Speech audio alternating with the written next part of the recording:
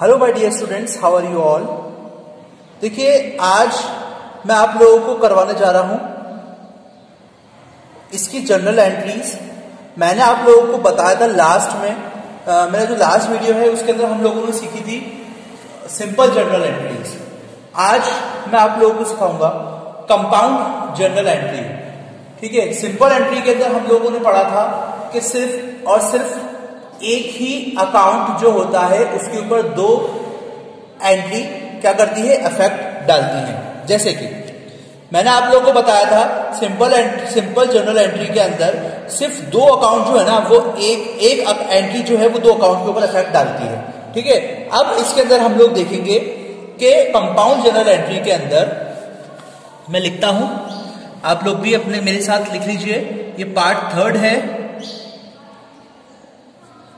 देखिए क्या बता रहा हूं मैं, कंपाउंड जर्नल एंट्री।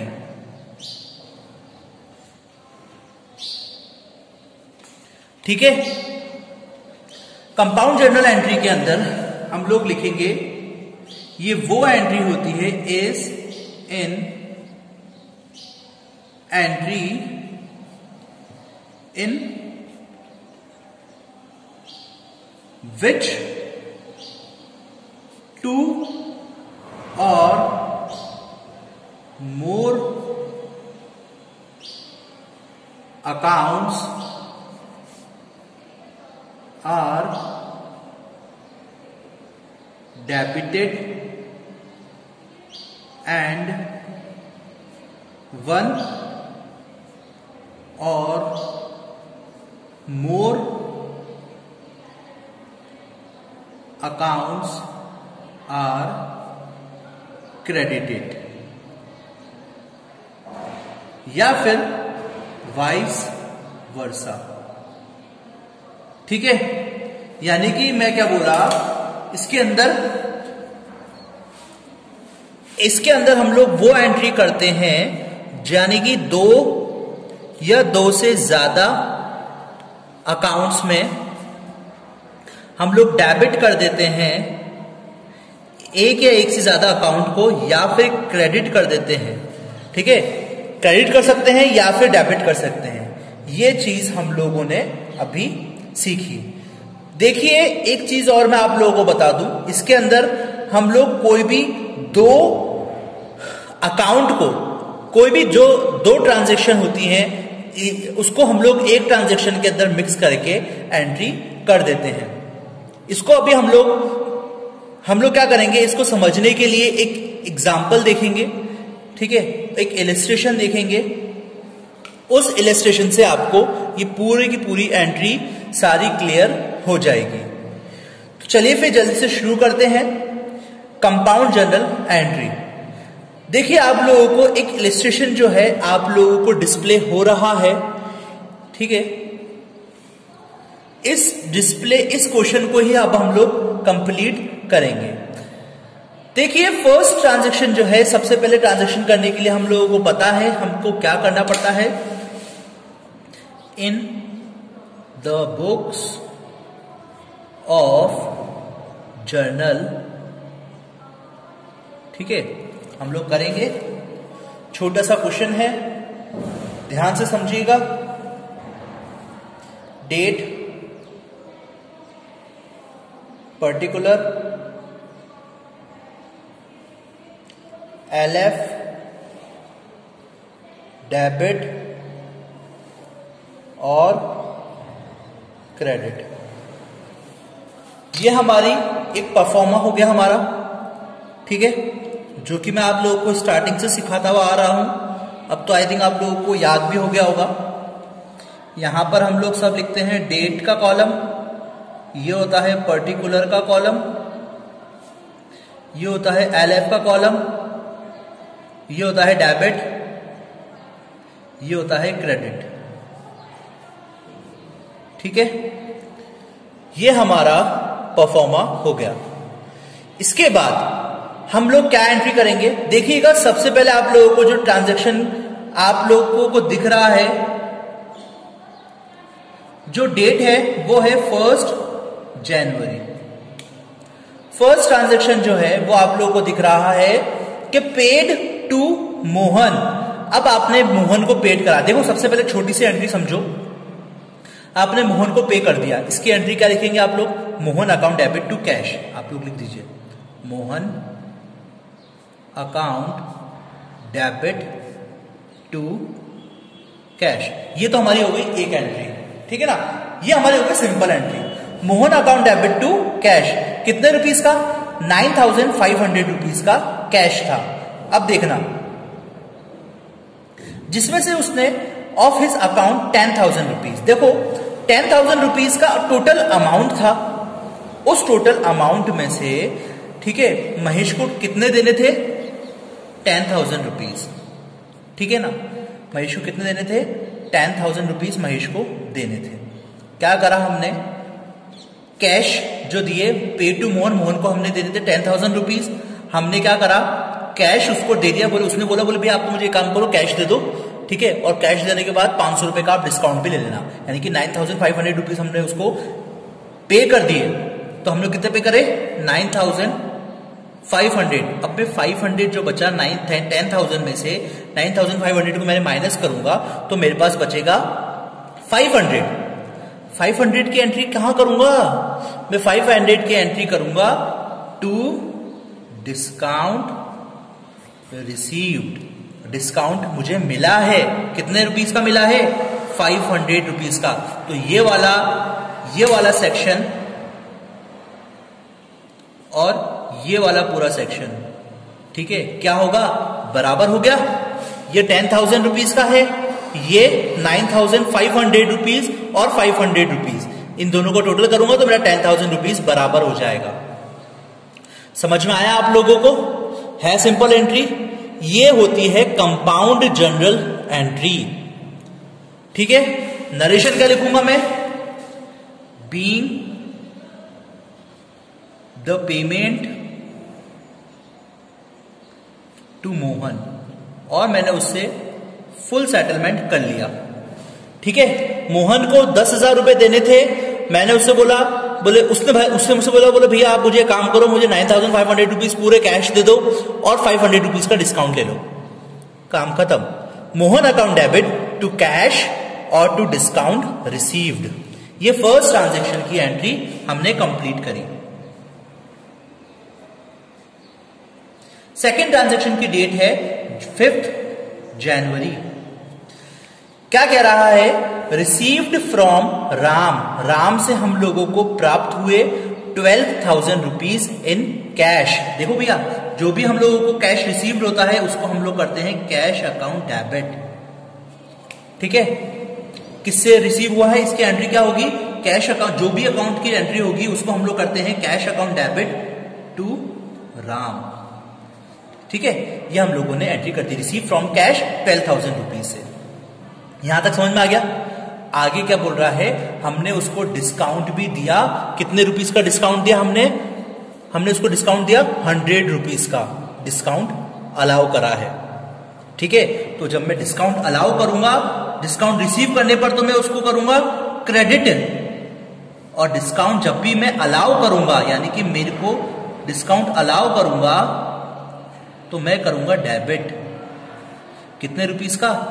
100 रुपीज का अकाउंट डिस्काउंट मैं उसको दूंगा। 12,000 रुपीज का था तो 12,100 रुपीज मेरा ये इक्वल हो जाएगा, ठीक है। बीइंग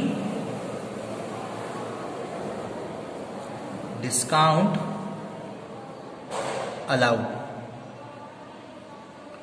वापस से समझिएगा, रिसीव फ्रॉम राम, राम से रिसीव हुआ कैश, तो cash account debit to Ram, ठीक है ना। हमने उसको डिस्काउंट भी मिला। Discount allowed equals to, discount allowed हम लोग उसको डेबिट कर देंगे। डिस्काउंट अलाउड डेबिट 100 रुपीज से, तो इसको दोनों का टोटल जो है वो हम लोग बराबर कर देंगे। समझ में आया? ये होती है कंपाउंड एंट्री, इसे कहते हैं हम लोग कंपाउंड एंट्री। नेक्स्ट एंट्री हम लोग करेंगे 7 जनवरी को। देखना 7 जनवरी को आप लोगों को दिख रहा है कि 7 जनवरी को 3 पेमेंट एक साथ हो रहे हैं। अब जब अगर पेमेंट एक साथ हो रहे हैं तो हम लोग उसको डबल एंट्री करके, है ना, एक मतलब एक बार बार एंट्री करके हम लोग अपना टाइम वेस्ट क्यों करें, एक बार में एंट्री कर दो। समझ में आई? कैसे करेंगे? जो भी पे खर्चे हो रहे हैं उसको हम लोग कर देंगे डेबिट। Salaries account debit. फिर रेंट पेड करा है, रेंट अकाउंट डेबिट। वेजेस पे करा है, अकाउंट डेबिट। क्या किससे पे करे हैं? कैश से पे करा है ना, cash account to cash account. ठीक है। सैलरीज कितनी पे करी है? 5000। रेंट कितना पे करा है? 3000। और वेजेस कितनी है? 1000। टोटल कितना आ गया हमारा? 9000 रुपीज हम लोग कैश हमने पे करा है। ठीक है। बीइंग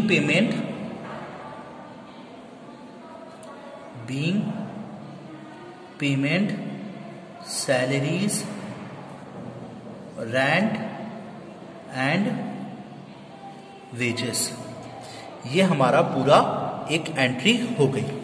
लास्ट एंट्री बची है, अब इसको समझिएगा। लास्ट एंट्री को particular date and time, date particular debit और क्रेडिट। ठीक है ना। एलएफ का कॉलम मैंने नहीं बनाया। अब आप लोग देखिएगा last entry, purchase goods. Purchase करा है हम लोगों ने goods, out of which goods rupees 12,000 rupees, यानी कि 12,000 रुपीज का जो गुड्स था वो हमने क्रेडिट उधार में लिया। किससे? श्याम से। और बाकी का हम लोगों ने कैश करा। यानी कि कौन सी एंट्री होगी? डेट जनवरी 10। कौन सा? परचेज गुड्स, यानी कि परचेज आएगा पहले। परचेज अकाउंट डेबिट कितने रुपीस का? 20,000 रुपीस का। टू कैश, हमने उधार भी तो माल खरीदा है। किससे? श्यामलाल से। ठीक है।